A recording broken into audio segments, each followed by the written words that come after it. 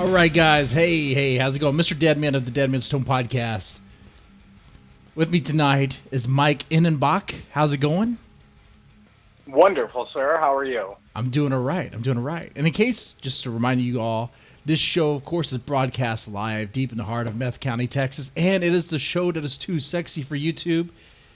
You might notice that you might feel generous or want to donate something, but you can't because super chats are not allowed. Because this voice you're hearing is too sexy. And that is real news, by the way. That actually happened. I received an email from Susan Wojcicki, the CEO of YouTube, saying your channel is deemed sexually gratifying, so we're demonetizing it. Now, Mike Ennenbach. Let me ask you: Do you agree with that? Is this voice too sexy? I'm not going to lie to you. I actually had to unzip.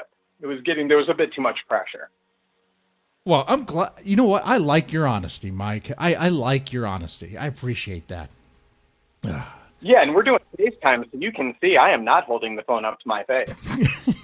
Hey. That's the reason why your camera's not on the screen here. That's why I couldn't put it on. Hey, come on. That makes perfect sense. And it's hard to do panoramic. Yeah. All right. Ladies and gentlemen, I will say this. The only announcement. I know people don't have jobs right now. Things are tough right now, but some people do. I'll just say this. Like, I want to do something really awesome for the next issue called Hollywood Holocaust. I want to have even more artwork in that thing. I'm talking about maybe 2 additional pieces of art. Things like Kim Kardashian being entangled by like Cthulhu's tentacles, stuff like that. I almost said testicles, but tentacles. But it might be like a not safe for work art style. It depends on how I'm feeling when I, ask for that art. But it would be colored and it would be interior and it would be nice. But to make that happen, art isn't cheap. It's definitely not free. If you feel free to donate, that money will go towards making that happen. I'll make sure my money is already on there making it happen. Anyway. If you want to do that, the link is there on the screen. Streamlabs.com, Mr. Deadman DT, I also put in the chat. And by the way, tonight, if you're active in the chat, I'm going to be giving out free T-shirts, 2 of them of which for those that are active. Those that are active, I'll choose 2 people and they'll get a free shirt. Okay. That was a lot. You still there, Mike?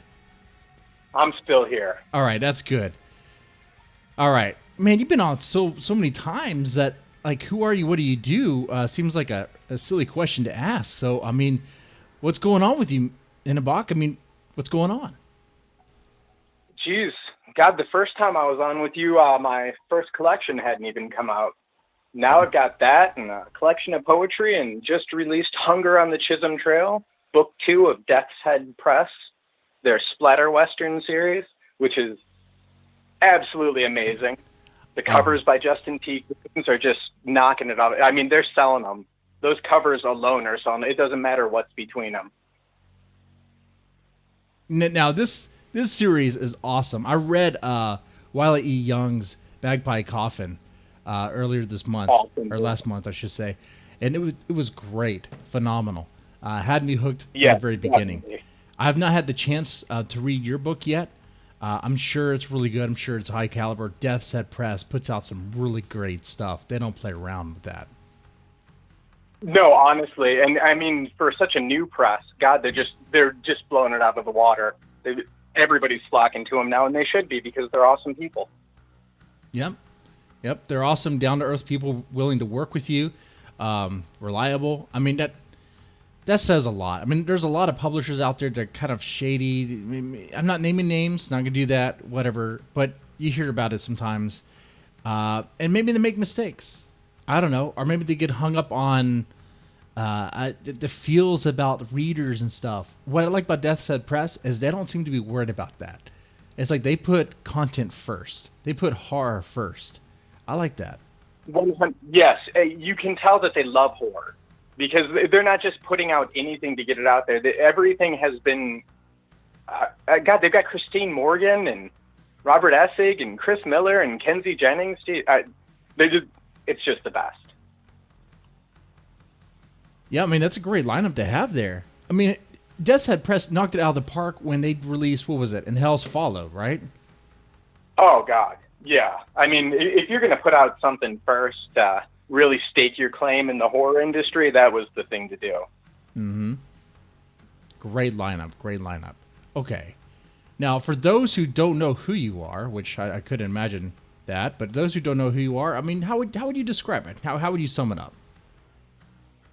Oh God, the luckiest damn poet on the planet that happened to make the best friends possible that somehow has lucked his way into the book business. That's a good way. That's a good way to describe it.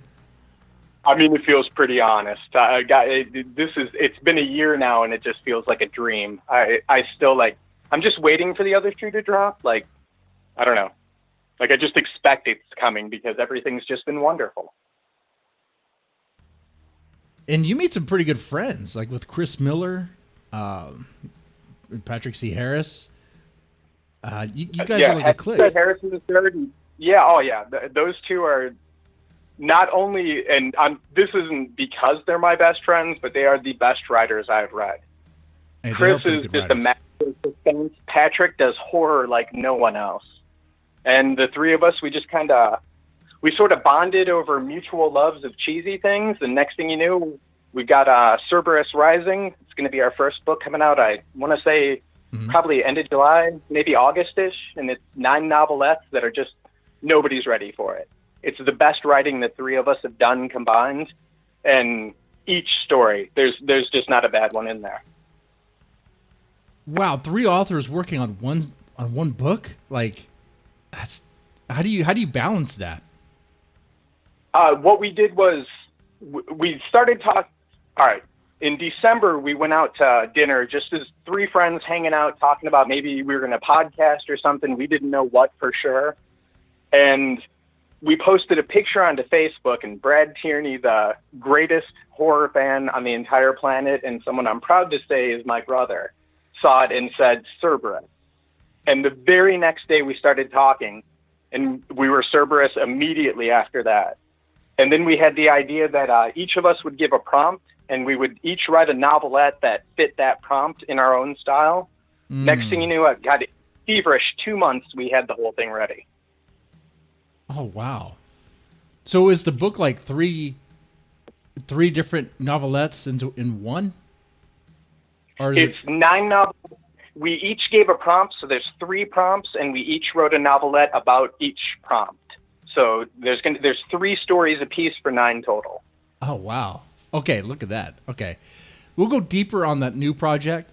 Let's go ahead and talk about your current book, or I guess your recent release, Hunger on Chisholm Trail. Did I say that right? I'm horrible. Chisholm Trail. Yeah. No, that's fine. American education, sure I didn't pay any attention in school. Shit. Okay, so what is this book about? What's going on with it? So, back in the 1870s, Oklahoma wasn't Oklahoma yet. It was called the Indian Territories. Okay. And the main train station was in Abilene, Kansas. So everybody in Texas took their cattle up there to be sent to the east to be slaughtered and sold.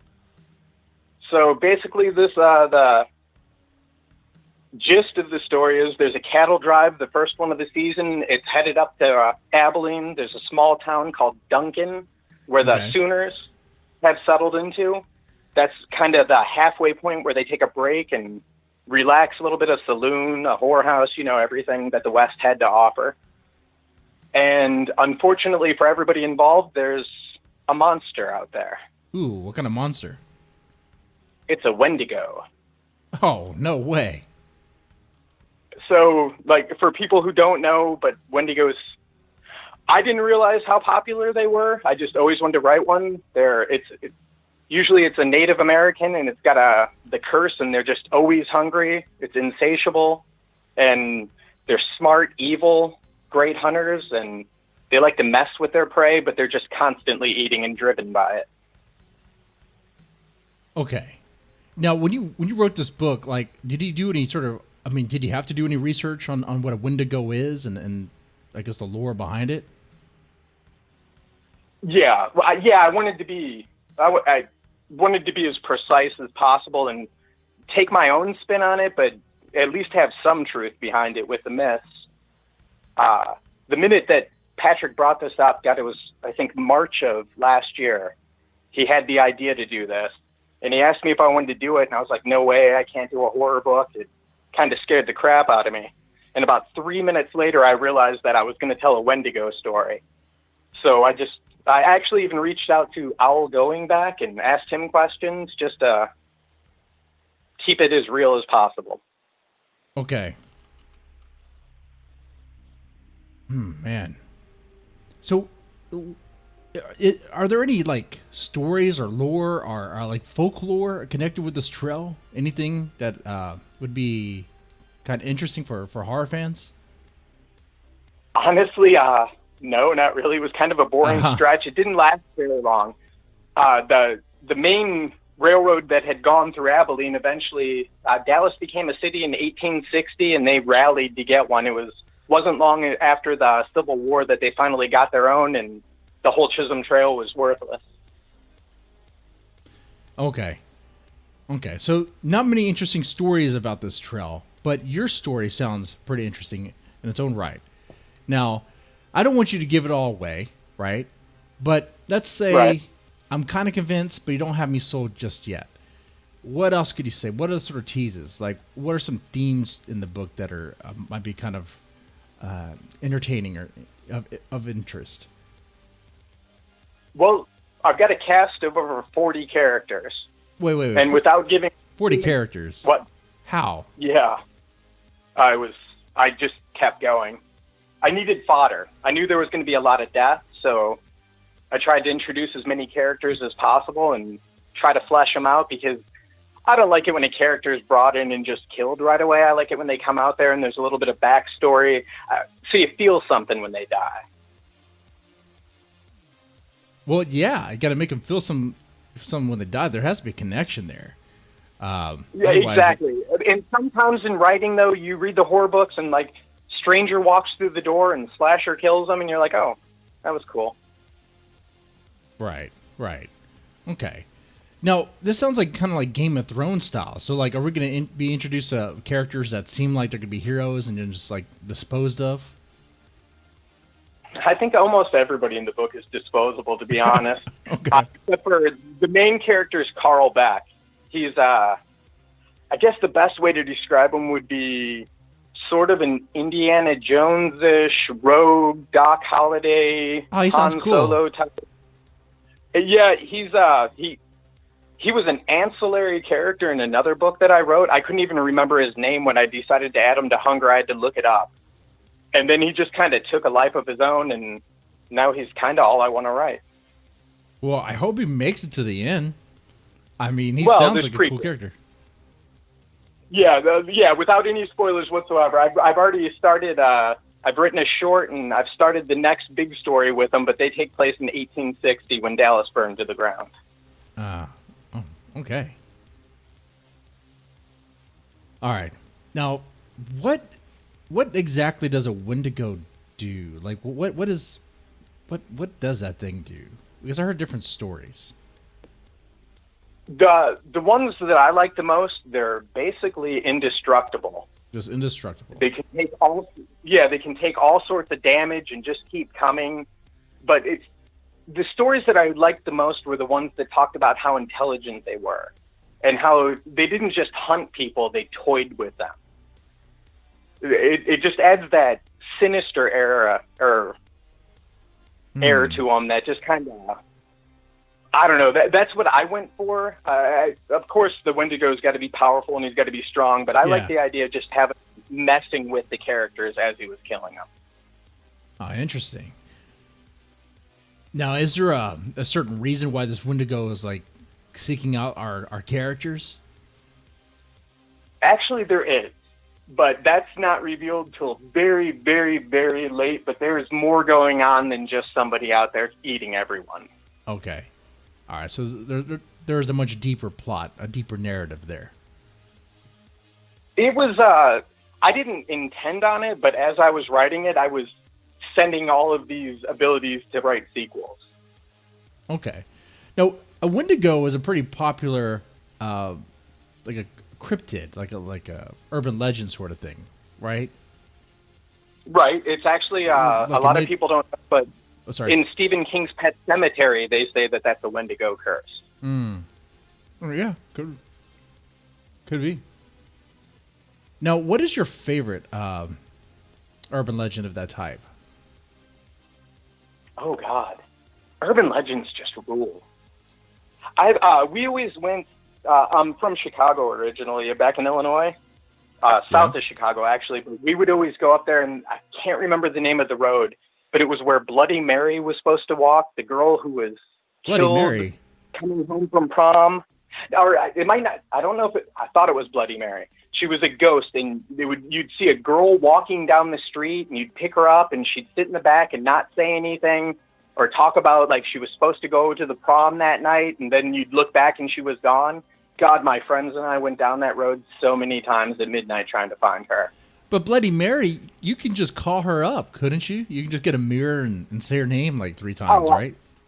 Man, I've tried that so many times. That and Candyman, neither. I tried now. This phone has a reflective surface. It'll be like, Bloody Mary, Bloody Mary, Bloody Mary. Right. Honestly, right now, I just walked into the bathroom. There's no lights on, so Bloody Mary, Bloody Mary, Bloody Mary. Damn it. Nope. Ah, dang it. Right? It's so hard to get a date nowadays. I know, right? That's what's going on. She's too busy. There's so many incels. There's so many neckbeards in their basement asking for Bloody Mary to come over just for a date. Pornhub gave away premium for free, and they're still bored with it. They're trying to get a ghost. Right. Oh man. Okay. So let's talk about why do you write horror? Like, what fascinates you about horror? The humanity of it. Like whether it's rooting for the hero or whether it's the dark side of humanity of who the villain is. Because I think the most effective horror of the bad guy is human. Because that's relatable. I agree. Like even Dracula, I mean, he's still a dude. He's just immortal. He's got all the gifts that everybody would want. Mm-hmm. So that's why we try to romanticize it. But, I mean, just like every man, he's just trying to eat and sleep. And he wants a girlfriend. He wants love. Right? He wants to find love. And I bet you he's tried Bloody Mary. Oh, I bet so. Yeah. I'd put money in that one. Yeah, if a vampire offers you Bloody Mary, that's a whole different thing, right there. Which, by the way, you have to drink it before it plots. Yeah. And I spoke with some vampires here on this show, by the way, real life vampires, or so they claim to be. I don't know if they really are. I didn't test them. I asked them to prove it, but I can't. I don't know. They wouldn't step outside. Did they like sleep with soil and everything? I don't know. Like one claimed he doesn't sleep in a coffin because that's cliche. They don't do that. I'm like, okay.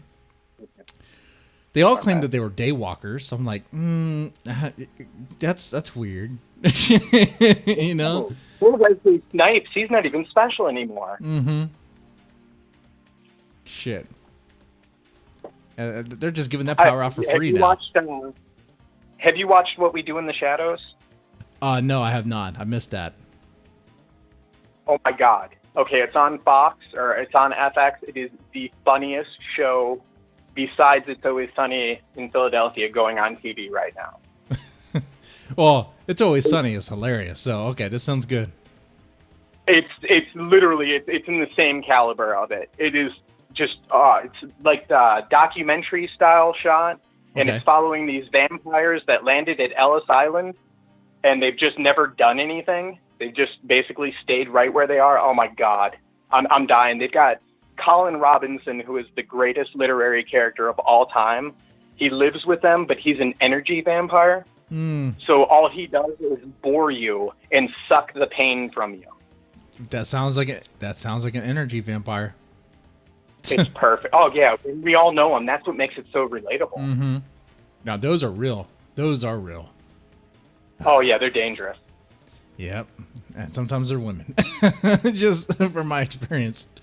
That are very emo guys. Let me tell you about my Oh problems. my God, right? Like their bangs are always covering one eye. Yeah, yeah. It's like, oh, Yeah. okay, man. Yeah. All right. So yeah, sounds great. I gotta check that out. Heck yeah. So why write? Like, what fascinates you about writing?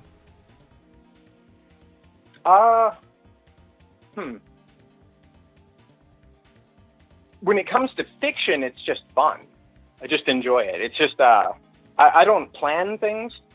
I don't really. I kind of write a line and then just keep writing after that. There's no real formulated plan. Usually, part of the way through, the ending comes to me, and then the excitement is trying to figure out how the hell I get there. Mm-hmm. So I guess it's like a puzzle. It's like putting together puzzles. Oh, that's kind of nice. Yeah, you're right about that. It's sort of like putting together a puzzle. Like, you don't really know what you're going to get at the end. Like, so do you plan your stories out in advance, or you just sit down and you start?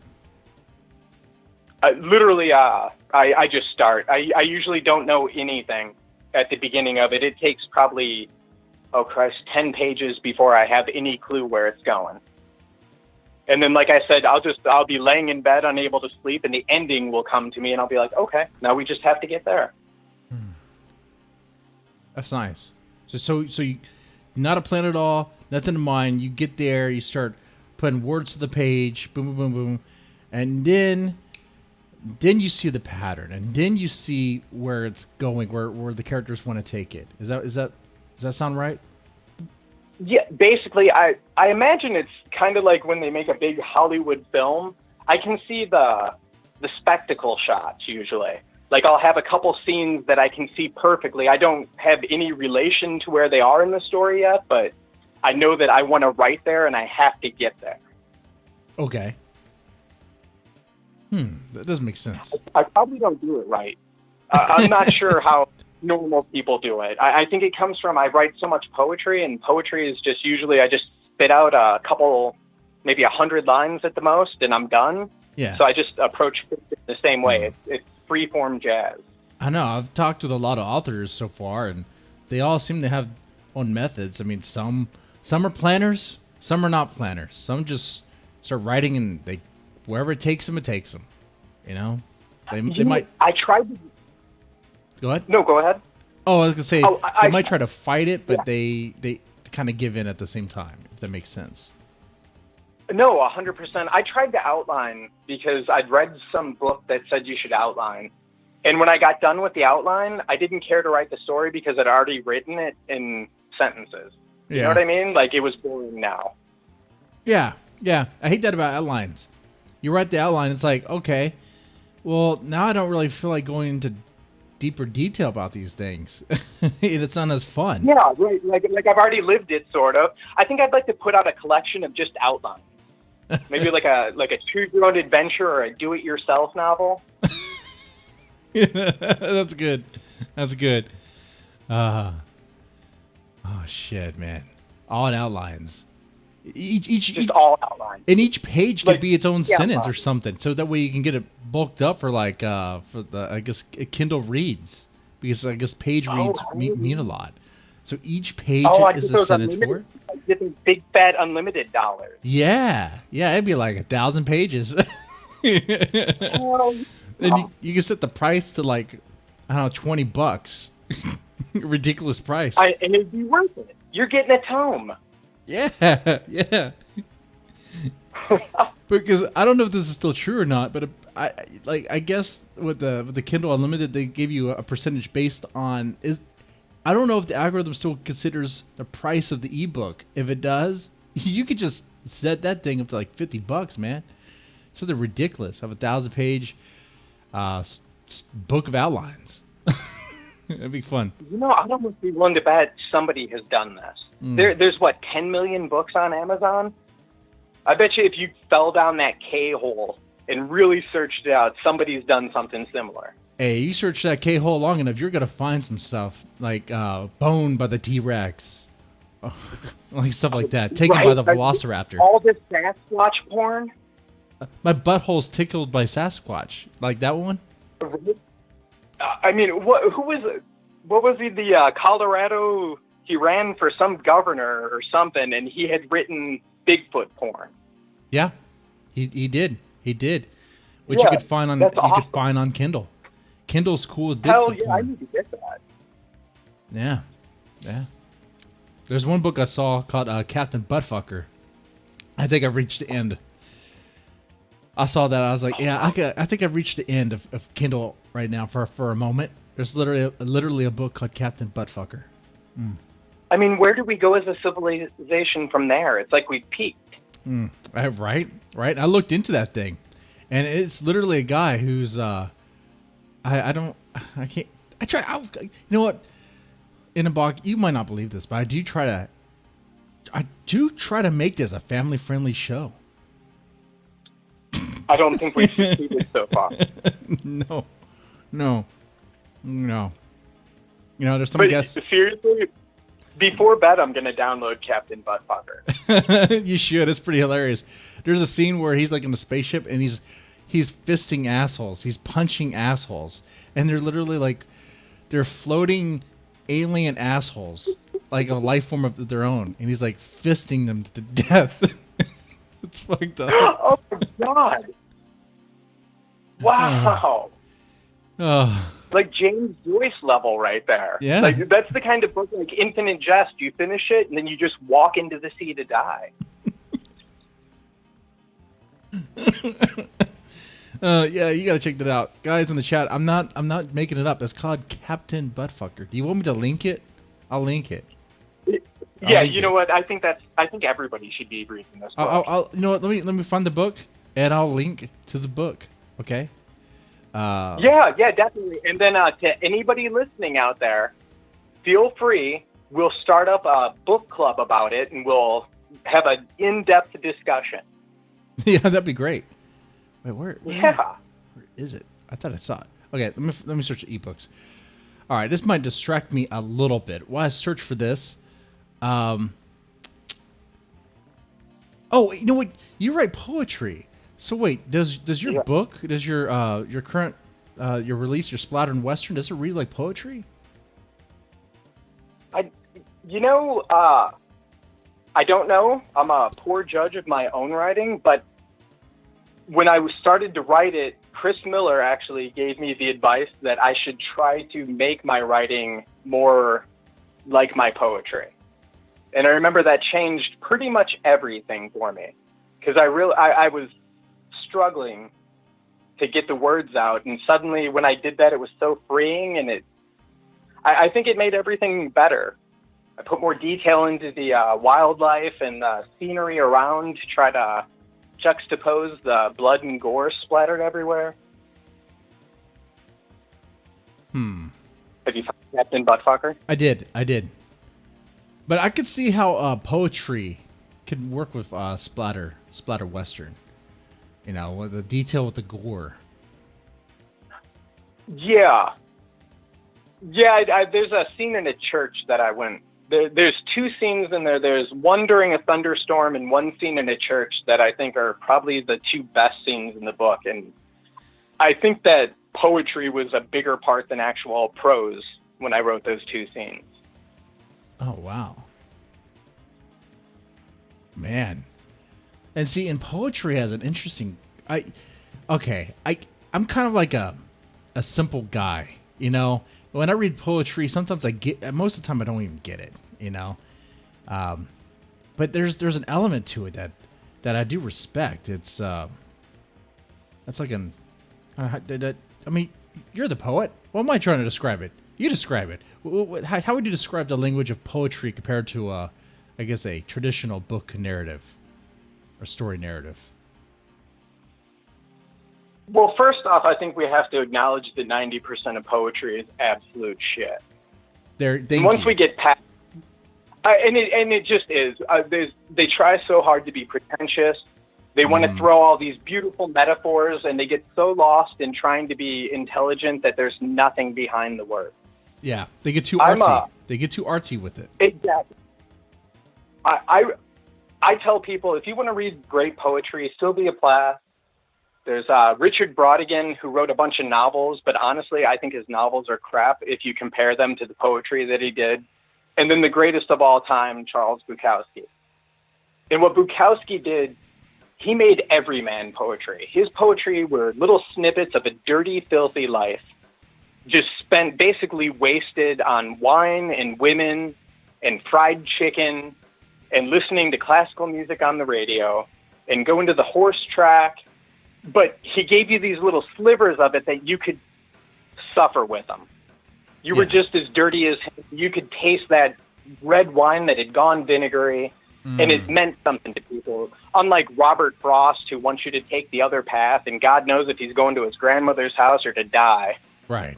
Bukowski, you knew at the end of it. It kind of grabbed you by the balls, and you were done. So you like it that way. I think you like it where it's less artsy and pretentious and more, I guess, real and gritty. The type of poetry that I write are basically slices of just little stories. I want each of them to be it's a scene. That's what it is. If a book's 80,000 pages, what I do is 150 words, and I try to give you a whole scene, like a drabble, except I try to do a flow. All right. Do you have an example of one of your poems? I don't know if I have anything short. I can look. Let's keep talking while I look. Sure. Yeah, you look real fast. Okay. For those in the chat, thank you so much. Continue to engage. Feel free to ask questions. If you're listening to this on the podcast feed later on, I know this part seems like what, but there is a live component to this. Always is, even on Spreaker too, which sometimes every now and then there's a chat. You could hit me up on my email, and you'll be eligible for a free T-shirt. Might be. I'm going to choose two names randomly. You just email me. I'll put the email back in the chat here, so that way it's there. Oh, that's the wrong thing. Are they asking questions? They're not asking questions just yet. Oh, jeez.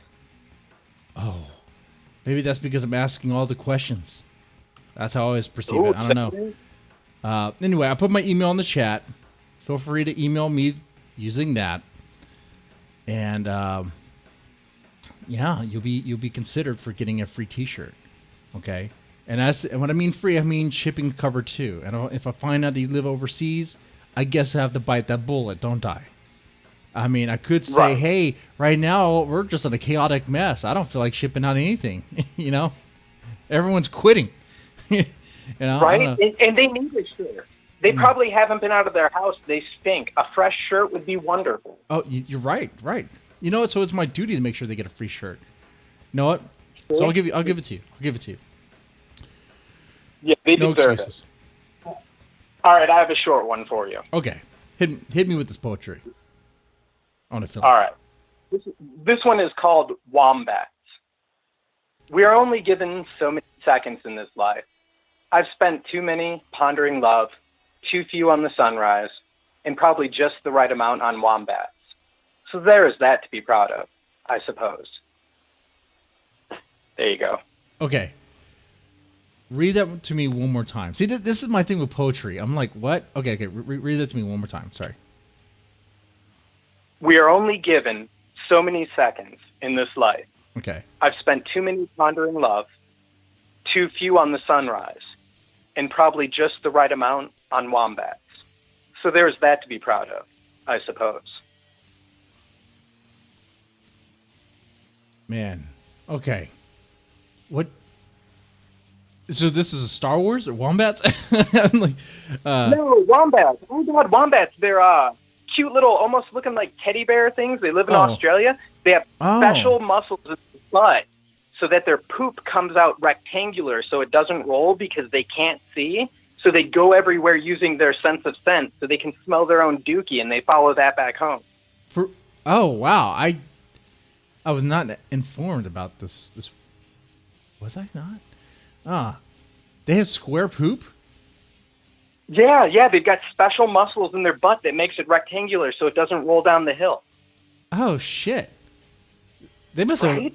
they must have evolved like that for a reason. Like, is that like some sort of strategy there? Yeah. I mean, it's just from what I've read, it's just their poor eyesight and their great sense of smell, and it just lets them go everywhere. It's just badass.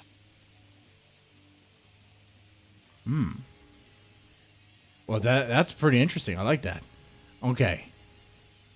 Now, what is? Do you have a really dark or gritty poem too?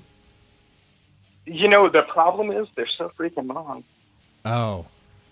When I was trying to go short for you, Oh. Okay.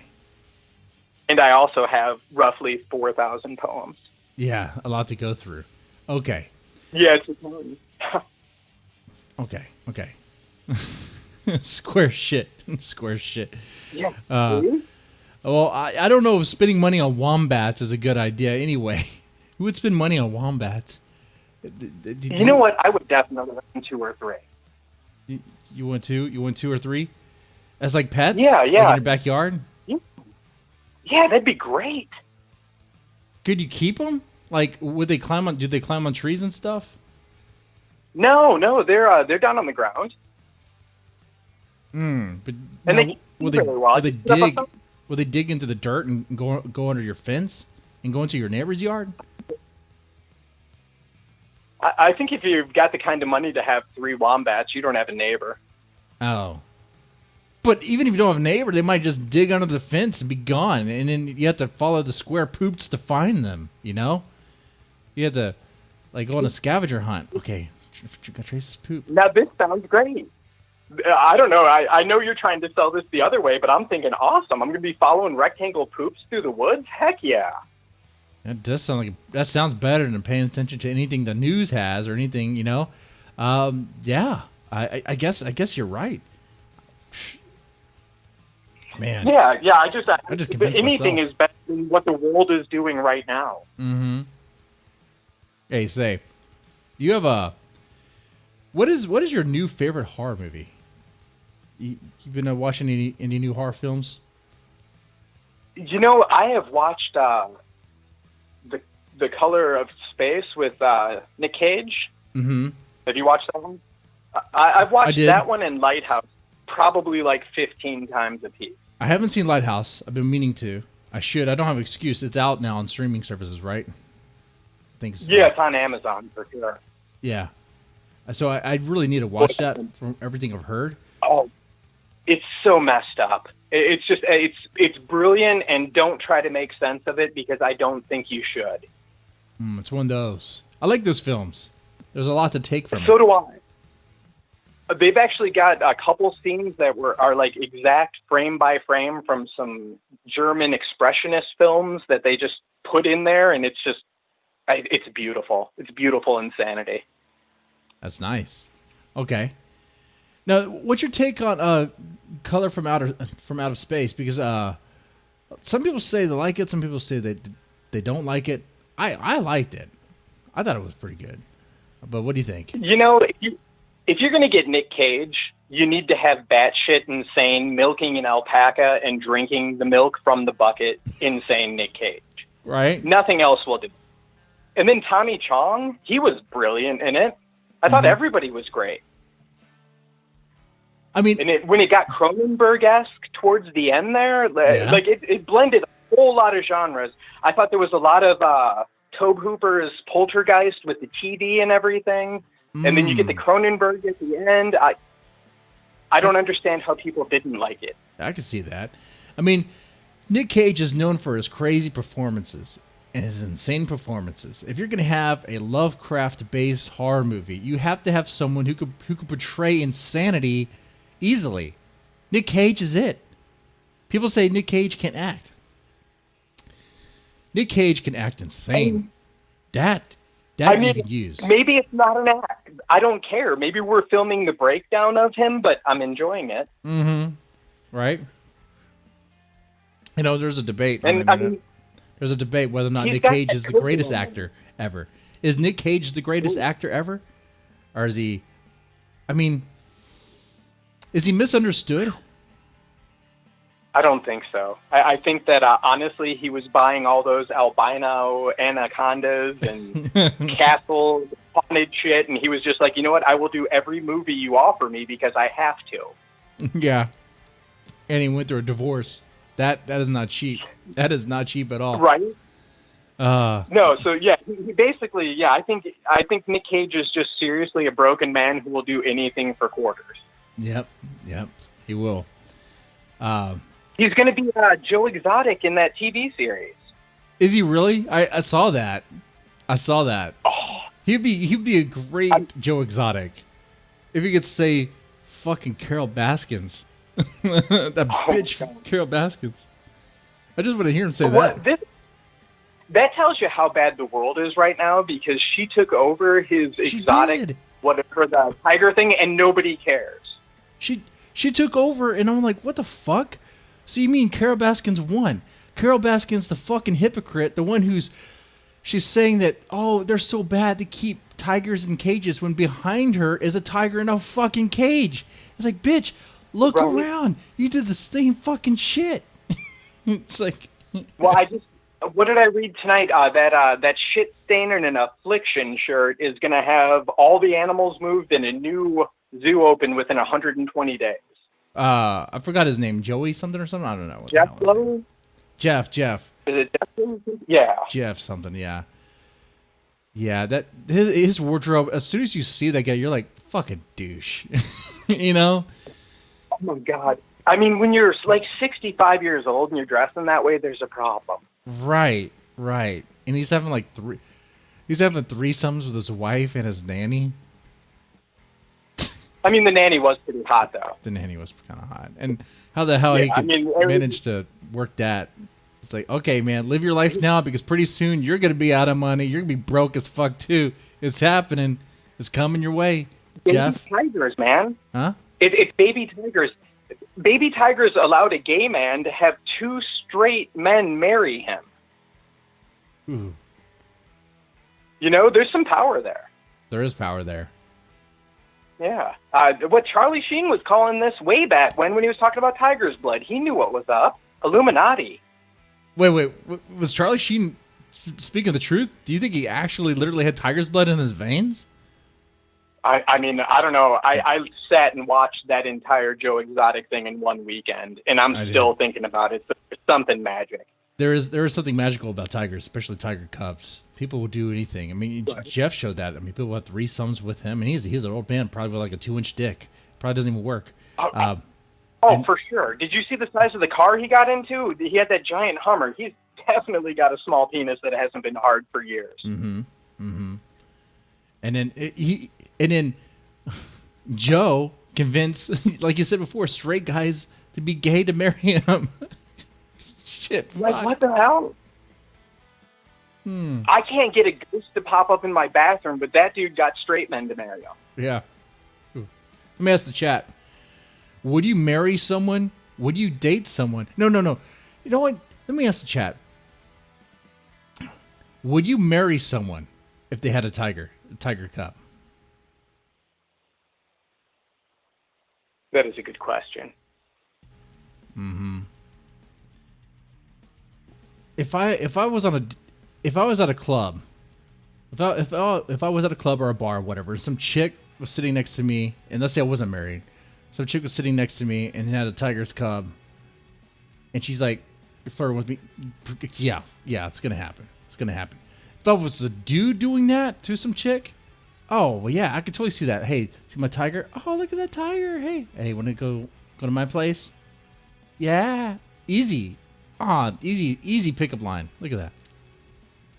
I mean, it pretty much writes itself. My only issue is when I was going to the clubs and stuff, I was usually on acid, so I wouldn't know if the tiger cub was real or not. Yeah. Oh. Next thing you know, you wake up and there's like 8 toothless, weird-looking men in the bed with you and no tiger to be found. Yeah. Someone in the chat said, "Hell's yeah." Someone said, "Hell's yeah." Bo Chapel, he pointed out, has 11 motorcycle jackets and no motorcycles. That Jeff Lowe guy, he didn't have a motorcycle, right? Oh, you know what? I guess he didn't.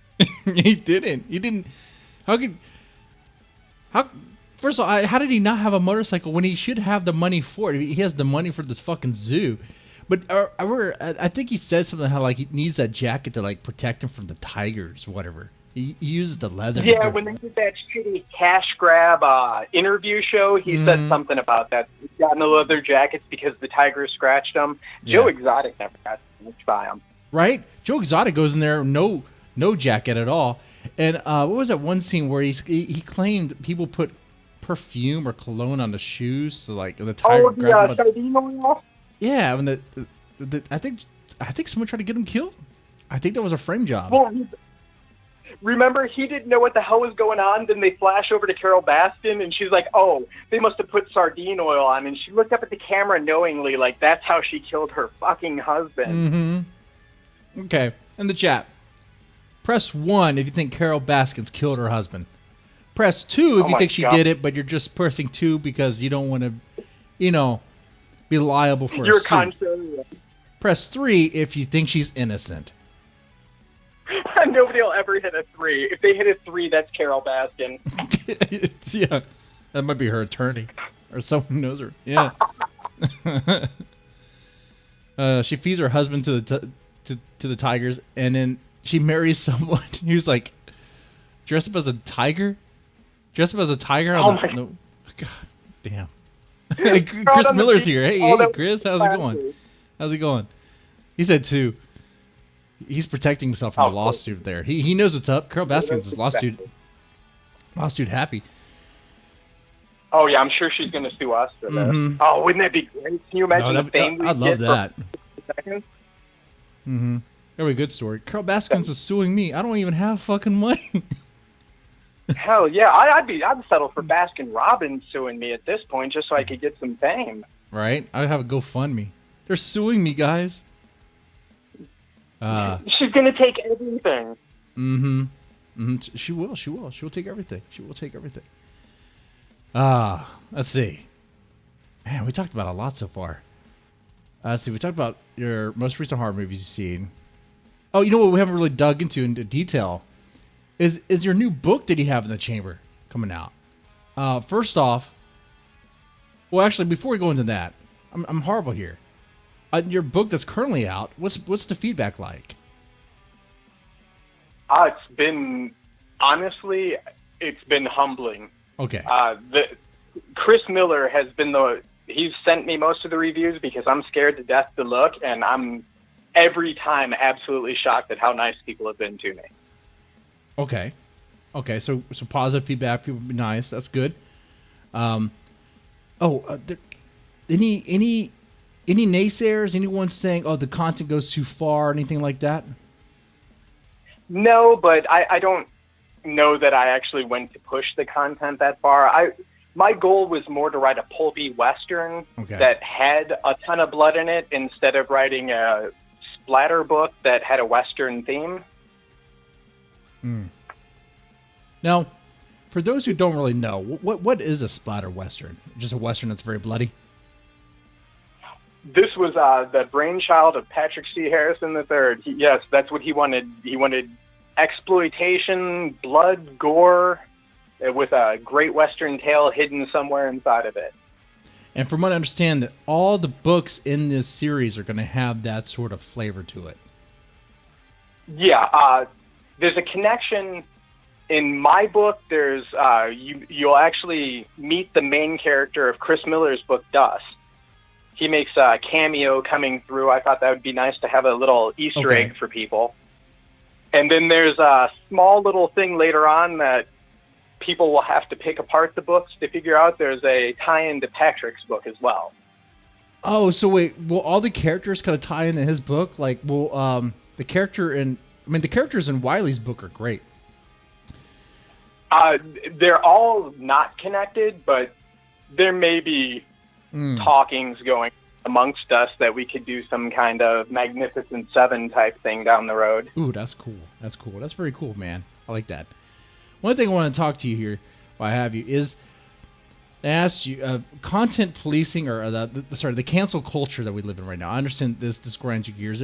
It's something that bothers me. I think it bothers a lot of us one way or the other, where you see people getting outraged by something, and because they're outraged by it, they want to just cancel that person.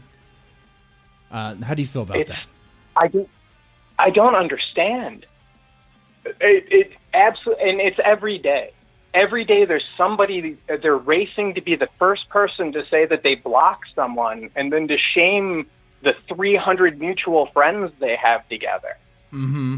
And I don't know, like, if I have a problem with someone, I'm just going to not follow them. You know what I mean? Yeah. But I don't have to tell everyone about it. And I don't understand why. And it's so rabid. Like, everybody wants to live in an echo chamber now. Nobody can stand the thought that somebody disagrees. Now, there's a lot of things out there, a lot of shitty things that we should all agree on, but they want everything to be the same. Right. And it's left and right. It's horrible. Mm-hmm. Like, we're getting more and more divided, and it makes no fucking sense to me. We should be coming together, not pulling apart. Right. And I see that too, both on the left and the right, over various issues. Some people, their line is this. Some people, their line is that. It depends on the issue, I guess. But you're right. Some people say, I'm going to block this person. Not only will they do that, they'll turn around and message everybody, all their friends, family, whatever. Be like, I blocked this person because they're this, that, and the other. And they want all their friends to block the person too because they did some grievance towards them. I'm like... I mean, if it's something that's egregious, like, if you attack one of my friends and there's no reason for it, okay, I'm going to block you. But if you attack someone that I might have seen post twice on Facebook and now 900 people are up in arms over it, I mean, Andrea Dawn did what she did to herself. But other people are just, I don't know, opinionated, and people don't like that. Mm.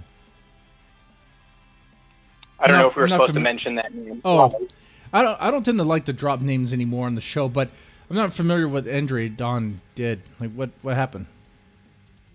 Oh God, I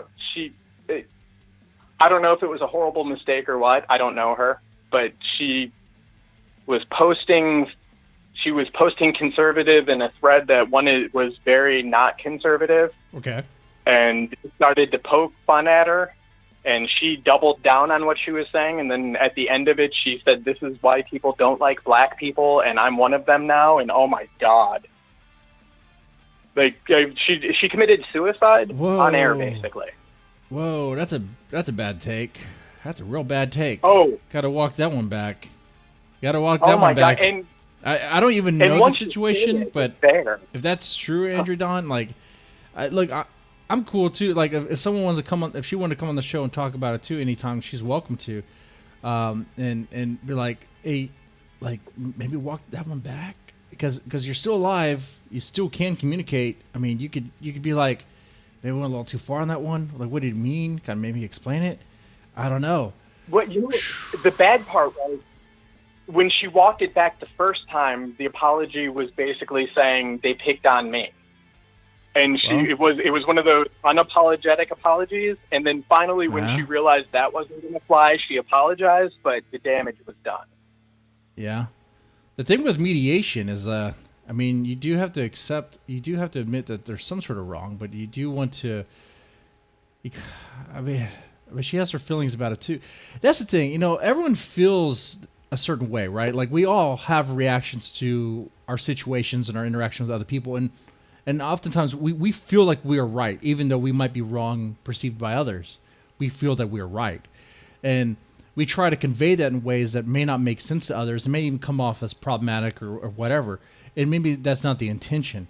Some people might hear this. Maybe I'm giving her too much of I don't know. I'm not saying olive branch, maybe too much of like playing devil's advocate or whatever. But it's like, anymore, I especially paying attention to social media, and especially the stuff I notice I've been posting and people react. I do try to be middle. I do try to be like I understand you feel this way. I understand this person feels this way. Like, what is, like, I'm sure either you guys could talk about it, or you guys can agree just to move on and just go your own way and just leave it at that, You know what? I can't count the number of times that I've read something that completely pissed me off, and I wrote this beautiful, horrible, spite-filled diatribe to respond to it, and then I went, nope, and erased the whole thing. Some people are just assholes and they say it. The rest of us just deal with it, and maybe we choke down a little bit of bile, but this one was years and years of bile that finally bubbled over and everybody saw. I see. Okay. Oh, man. Well, that is unfortunate. That is sad. Topical for a minute. I will say, though, you know, the thing with, like, it sounds like her post is, well, you could say it's problematic and racist, saying that she's black and now she knows. I don't even know what she said. Oh, God. You know what? I'm very concerned since I said the one line from it. I can see Patrick right now cutting the dialogue out so he can play it for me all the time and make it seem like I'm saying it. No. You're good. Patrick. Oh, no, he's that kind of scumbag. Oh, yeah. Yeah, and now I just gave him the idea, so I'm sure he's doing it. Patrick who? T. Harrison III. Oh, man, you can't trust that commie. You can't trust him? Oh, man. You ask Chris sometimes. Well, he's going to get you? Oh, he's going to get me. Yeah, the Cerberus Brotherhood it's literally brothers. We are on each other constantly. Hey, you'll be fine. You'll be fine.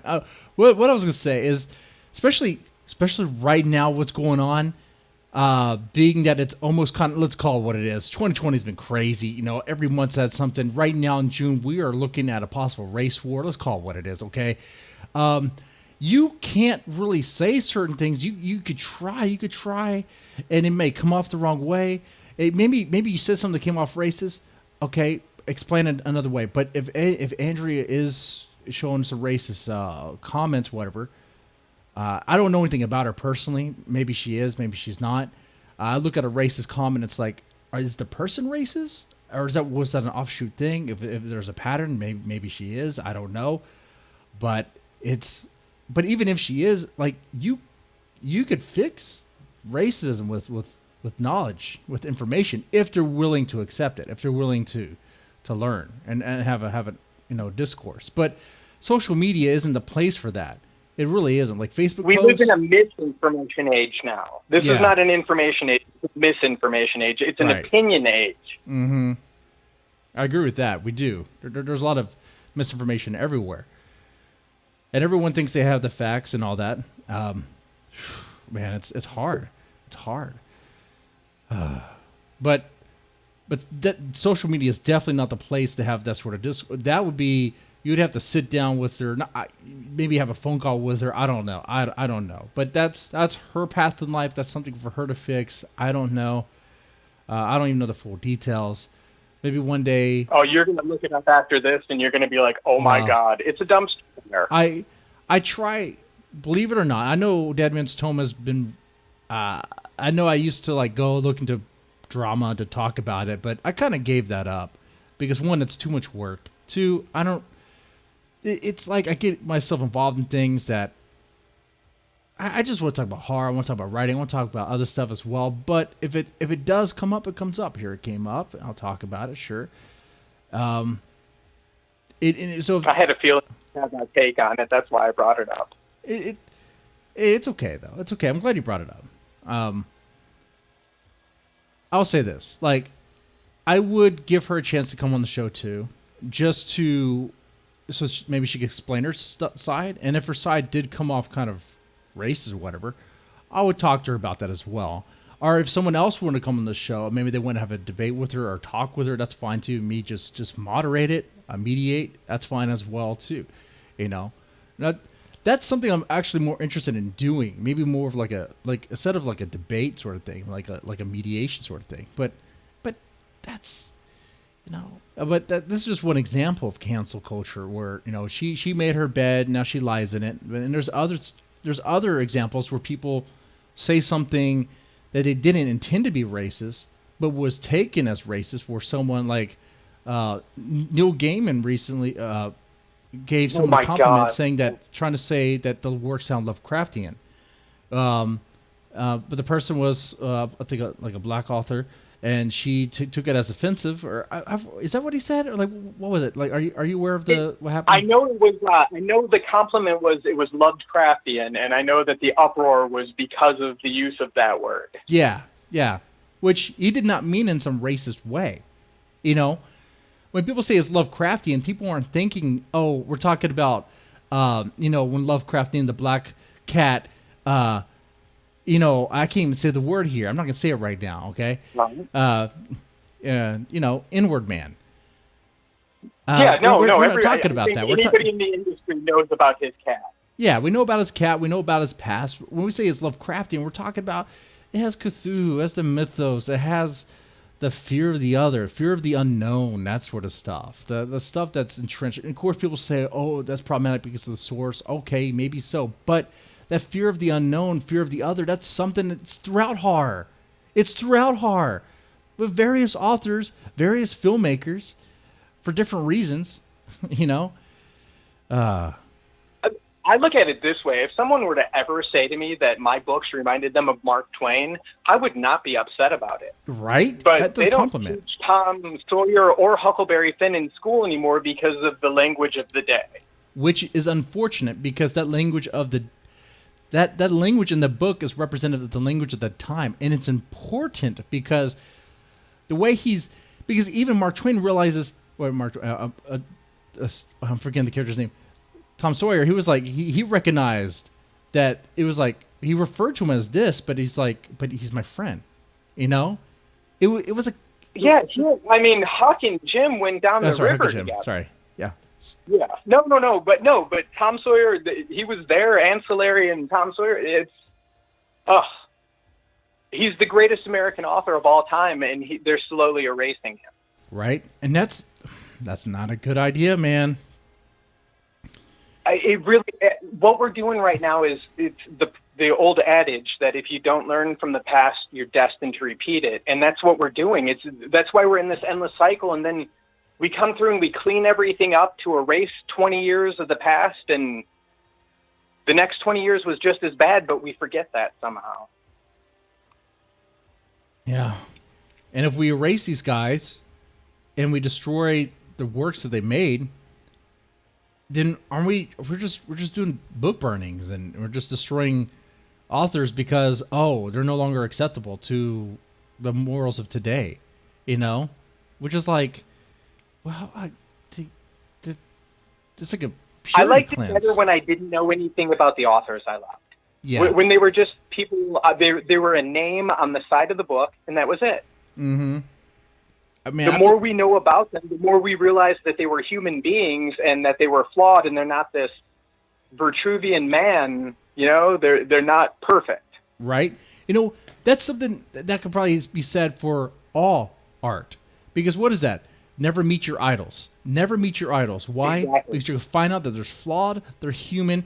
The people you idolize, whether it be a movie star, a filmmaker, a musician, a band, whatever, you think that they're great. You love their music. You love their performances. But when you finally meet them, you realize they're just another human being, and they're just a dirtbag, or they have some skeletons in their closet. They have some serious flaws, maybe some ignorances, maybe some prejudice. But and then it's like, okay, I'm just gonna pretend like I didn't know that, so I could still listen to Bad or a Thriller from Michael Jackson. I know, right? Like now I have to discredit 9,000 novels that were inspired by Lovecraft because Lovecraft himself was racist, and his mythos, while brilliant, I'm sorry, anything they've touched is now tainted. Right, which they've been navigating that too. I think it was the Call of Cthulhu RPG now has a safe space section in the very beginning of those books. That's like in a new edition. Someone was reacting to it with it. That you need to ask consent to play this game, and they need to know about Lovecraft's past and all that. Like a trigger warning? Like a trigger warning.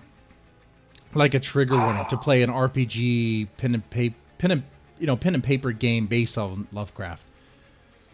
Which in that game, the Lovecraft's racism would probably never be brought up or anything like that because it's a new book, new edition. It probably wouldn't have any of that. Right. Probably word it differently, so you probably wouldn't even know.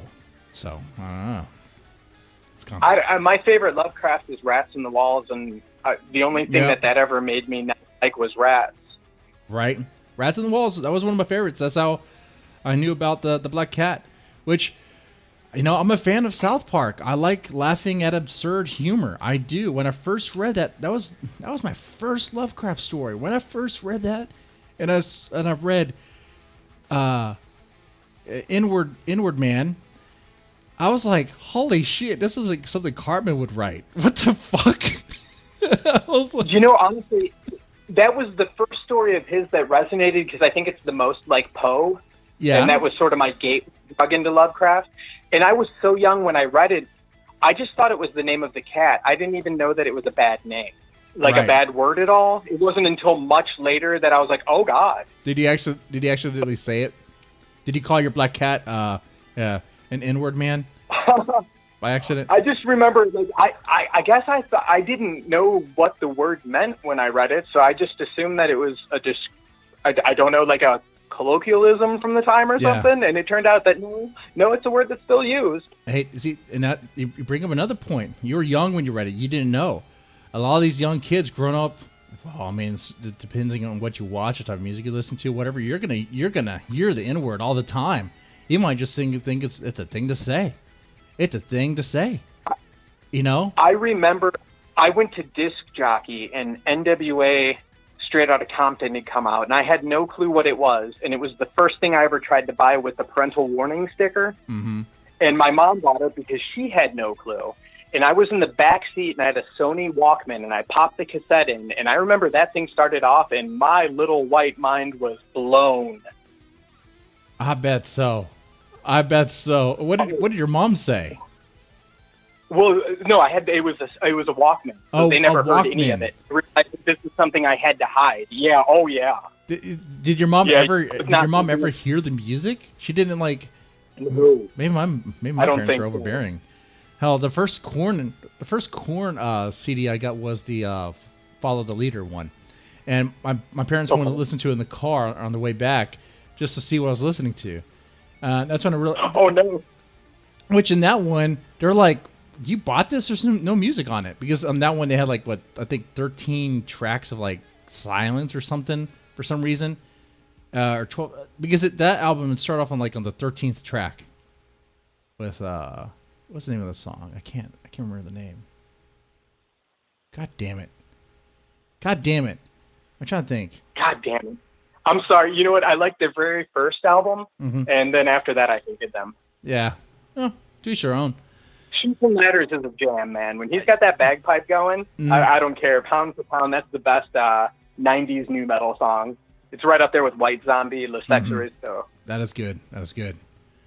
For them, it was like around that time I was listening to a lot of Metallica and Pantera and stuff, of course, but all the kids around me in high school were listening to what? Korn. And oh yeah, there were all those white kids with corn. Right. So I was like, all right, I'll give this one a try. It's On. That's the name of the song. It's On. And right. Yeah. Sorry if the stream's lagging. I don't have any drop frames on OBS or anything like that. We're kind of in overtime mode, but let me ask you, because we still have time, I guess. I'm pretty comfortable here. Let's shift gears from cancel culture to real fast talk about in detail the new book that you have in the chamber. So you haven't forgotten about that. Oh, there's actually two. One of them I didn't bring up to you because I just don't talk about the poetry much, but I have Unfettered is my new poetry collection coming out on August 11th.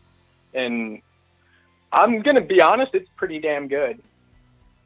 But the big one that we had talked about earlier, as I was saying before, Patrick C. Harrison III and Chris Miller and I, we formed our own super group Voltron called Cerberus. And we're going to put out there's three, we each gave a prompt, and each of us wrote a novelette to go with each prompt. So it's 9 novelettes. It's going to be called Cerberus Rising. And the whole world's not ready for us. This is the best writing the three of us have done. These stories are freaking amazing. And we've got somebody special we're trying to get to write a foreword for it, too. So Ooh, nice. Fingers crossed on that. Ooh. Hint to who the special person is? I mean, is it like a big name? I think that she is probably the greatest horror writer going for sure now. Oh, J.K. Rowling. I agree. Of course. Harry Potter was horrible. That's her tweet. Her tweets are the horror story. I'm not really sure about the book and horror, but the tweet, that's got to stop. Yeah. Okay. All right. So this sounds cool. When could we read this? That one's going to be at the Patrick, as maybe even right now, he's going through and formatting it up and getting it ready to get edited. The 3 prompts in there are, mine was cabin fever. So we each wrote a story about isolation and sort of insanity. Then Patrick gave the prompt of letters. So we each wrote a story that his is a full letter, Chris is a series of letters that's very Lovecraftian. Mm-hmm. So hopefully it cancels us for that. And then mine's just a very soft, strange lesbian love story, sort of. And then the 3rd prompt is chaos, and that's where there's some, Patrick wrote basically, I think it's 1 sentence for 10,000 words. And it's the most intense, incredible thing that it's a adrenaline rush. You said 1 sentence one sentence for 10,000 words? What? Man, it almost feels like it. It's a mad dash. Ooh, okay. It's insane. Like once you start it, it's just electrifying. And then Chris wrote a relatively topical one that's very, very actiony and some of his best writing. And then mine is, I tried to write a David Fincher horror film. Ooh, okay. Like a gritty 7 type thing with a lot of bad things. Interesting. Can we get a hint of what one of these bad things are? There's definitely going to be a beheaded body that's been gutted and the entrails are hanging. Oh, that sounds great. That sounds lovely. Yeah, sounds like Halloween decoration to me. And death by goat. Death by goat. Yeah, that one you'll have to read. Okay, I remember I had a goat in the studio once. That was not good. I cannot trust them. I still talk to SK. Be careful though. Be careful. He might he might take your soul. Oh, I've heard that. I've definitely heard that. I mean, we all know he's the Zodiac. He is a Zodiac killer. I'm pretty sure. I'm almost positive. I've seen the two in the same place at the same time. Mm-hmm. All right, guys. We're kind of coming towards the end here. Hey, ladies and gentlemen, if you made it this far, press the like button, share, and subscribe. Though this YouTube channel is kind of essentially maybe dead to me because it's totally demonetized, so what's the gain? It's important for the show, that other people will be able to come and watch, whatever. They can also listen to it after the fact on iTunes or Spreaker or any sort of podcast app, really. And if you want to donate, like I said, that money's going to be going towards covers. And I'll be doing the free t-shirts giveaway after this. So, yeah. m.enennbach, thank you so much for coming on the show. I know it was actually like short notice. But we made it happen. Yeah, that's fine. Anytime for you, buddy. Hey, it's great having you on. It's good talking to you. And I kind of feel like I know you more, We have never met face to face, but I kind of feel like we're almost friends. We're almost there. Heck yeah. Mm-hmm. And it's like 4 hours. We can have a tryst in Huntsville. We could. All right. Guys, y'all take it easy.